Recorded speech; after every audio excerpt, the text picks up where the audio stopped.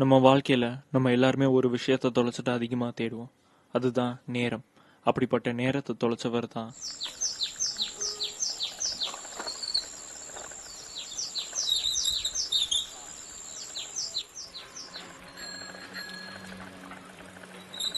யோ என்ன சீக்கிரமா போ சீக்கிரமா போ. மாணிக்கா, எப்படி வளர்ந்த மனுஷங்க இப்படி ஆயிட்டீங்க. காலமும் கடந்து போச்சு, நேரமும் என்கிட்ட இல்லை. இனிமே இதாயா வாழ்க்கை.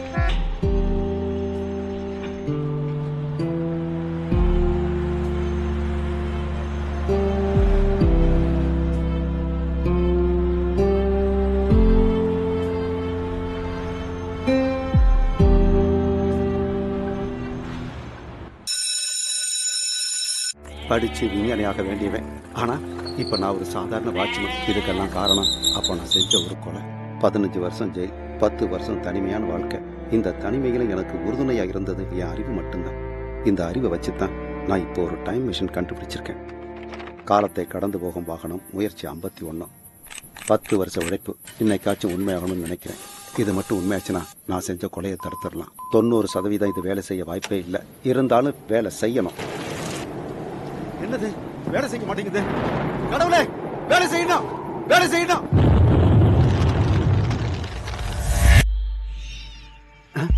எங்க இருக்கிறோம்? நிஜமாவே 1982க்கு வந்துட்டோமா? இடி அடிச்சு மிஷன் வேலை செய்திருச்சா?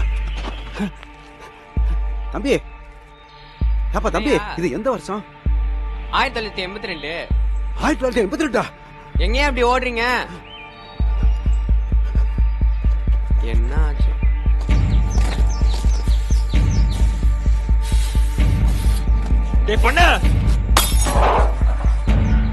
என் விஷயத்துலயும் என் சொத்து விஷயத்துலயும் தேவையில்லாம தலையிட்டன கொண்டு புதைச்சு போட்டுருமே உன்ன.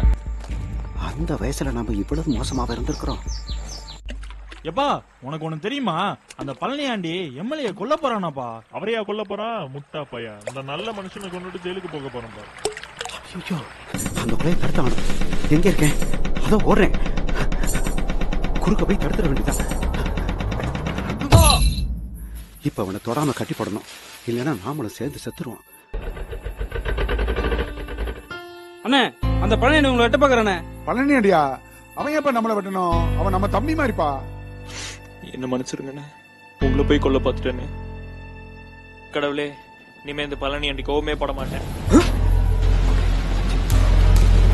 ஐயா கொஞ்சம் நவருங்களே.